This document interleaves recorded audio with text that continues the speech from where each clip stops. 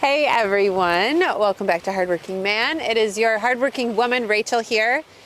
Heath is working on bringing IBC totes up.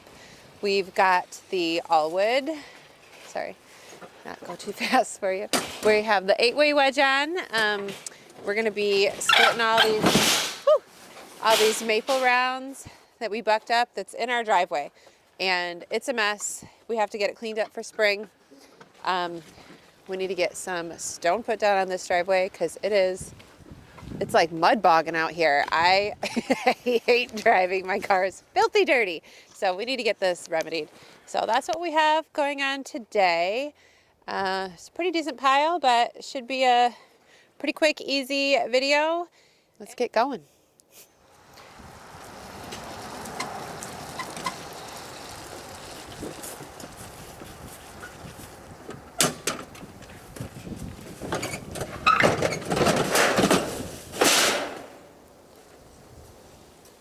All right, so we're working without the tractor today. I've got it up at the other property for collecting maple syrup sap. Then the Massey is at my buddy's house. We were gonna do a video there with the Samurai and doing a bunch of work, and then we just kept getting hit by these winter storms here in Michigan on my days off work. So that's there. He did a lot of the maintenance to it that I've been trying to get done. So that thing's ready to go, and it works great with the Samurai. We'll be bringing more of that to you soon. But since we don't have the tractor, and like Rachel said, we gotta get these rounds cleaned up, so that when we get the tractor back and we get some stone to address this muddy driveway, we're gonna split these down and I'm just gonna stack them into the totes over here on the side of the driveway. Moving these totes, I just move them with the gorilla cart. I use that thing for everything. And now it's here, the small offcuts and miscellaneous pieces will go into that for us to burn. The rest of the maple is gonna be stacked in these totes, and when we get the coyote back, we'll get them moved out of here. All right, we've been using the tarp to clean up a lot of the debris that falls off the splitter, and I had tried an IBC tote cut-off piece before and didn't really like it, but I'm trying it again. One, because I didn't want to get a tarp super muddy on this driveway, and two, I just wanted to try it a different way. The thing I didn't like is with these lips, is I constantly hit them with my feet. They're just in the way, where a tarp you just walk on, but I pinned it down with the stabilizer foot of the all wood, so maybe it won't be as big of an issue and it won't move around. But Rachel, we're not going to be able to go real fast today because we don't want these pieces falling into the mud. So as she splits, I'm going to be moving them over here to stack, which clearly is going to take a little bit longer. We don't have an elevator yet or anything like that, maybe one day, but for now, this is how we're going to run it.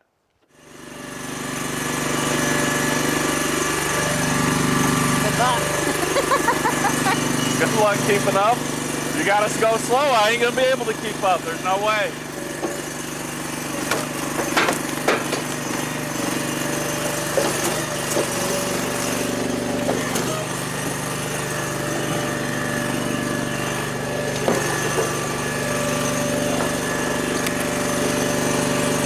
Are these too big? Are we wanting smaller? Yeah, just stack that one on top of, like, run that one through.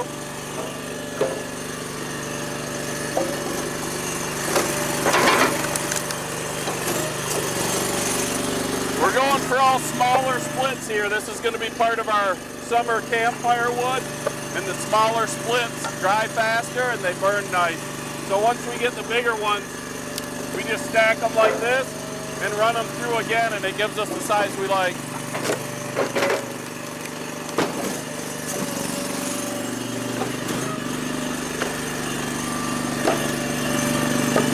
Then we have a nice mix of sizes like this, and then smaller ones so people can get their fire started easier.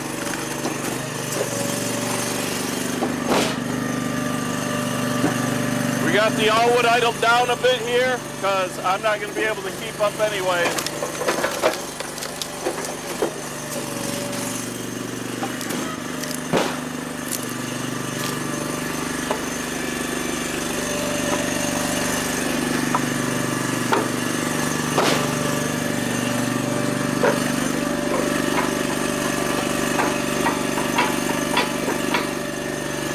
Just push it through with the next one. Well, that's what I figured.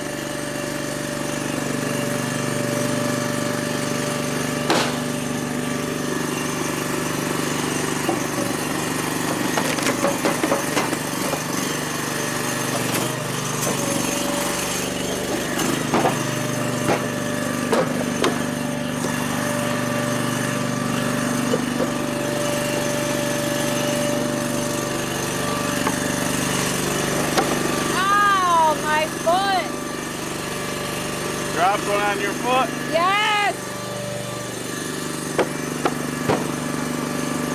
Ouch. That's one of the drawbacks to wearing the rubber boots because it's so muddy.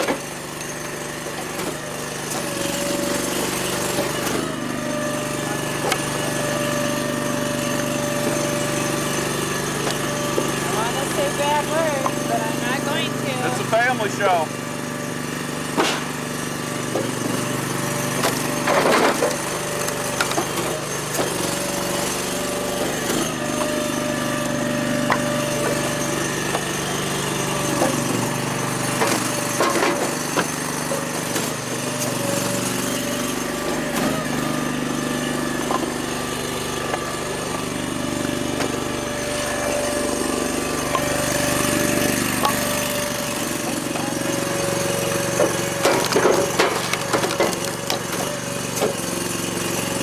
Now these shorter stubby pieces we just toss right in the gorilla cart to burn in our own stove.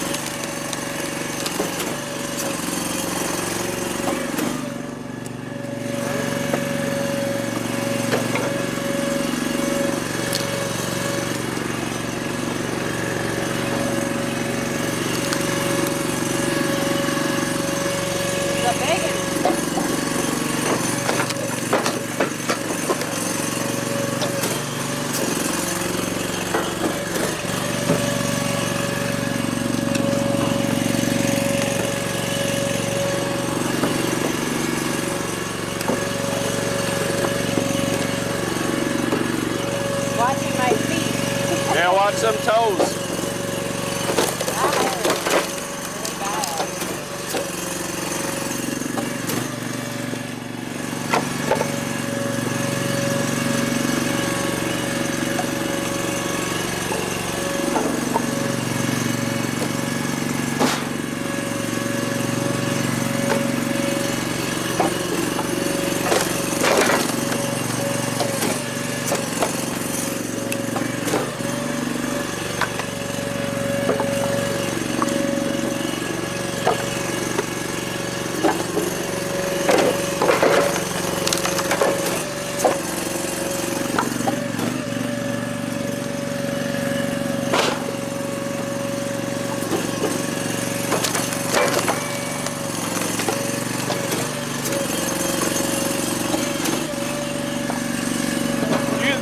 been idled down. This thing is a beast, and I still can't keep up with this 8-way wedge on.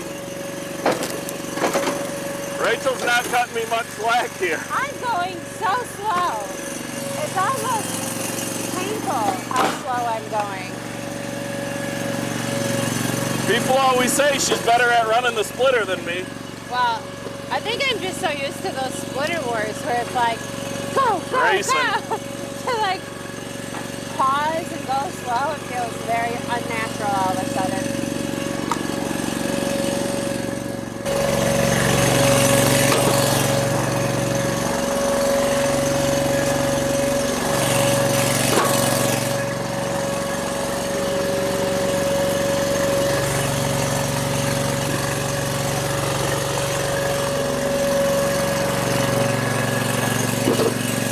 Who needs a log lift when you got a Rachel?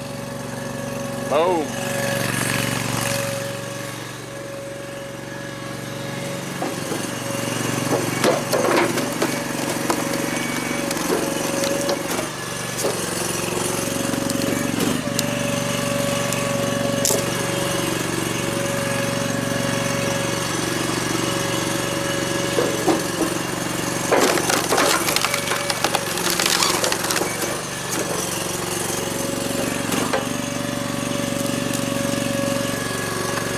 Knotty pieces through the 8-way, it just shoves them through.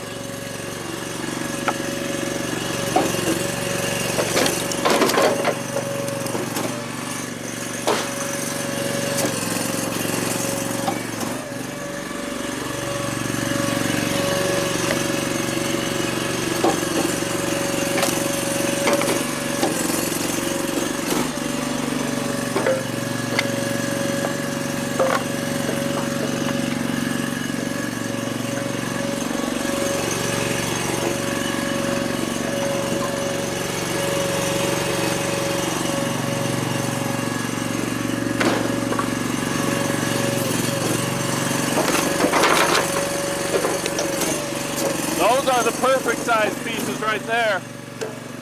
Yeah.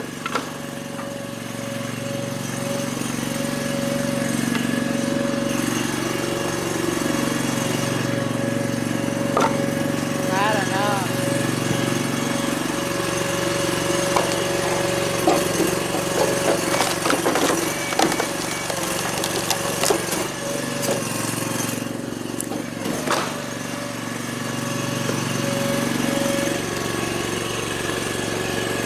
Is that stuck on?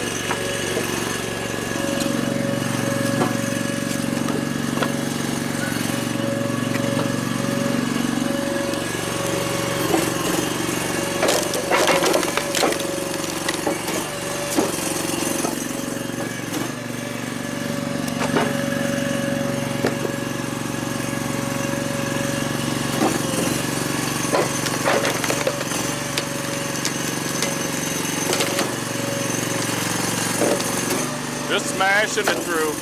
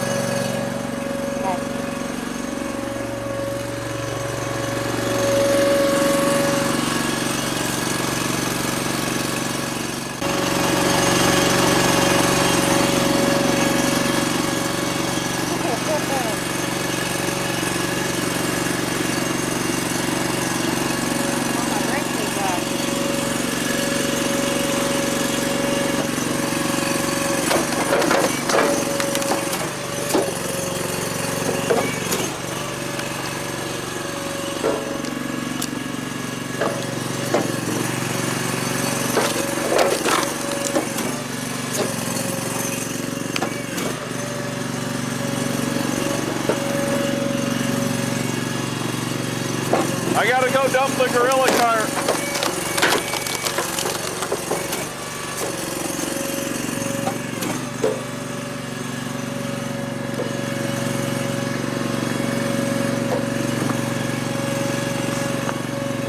Are these? We're stacking these. They look a little short. These aren't too bad.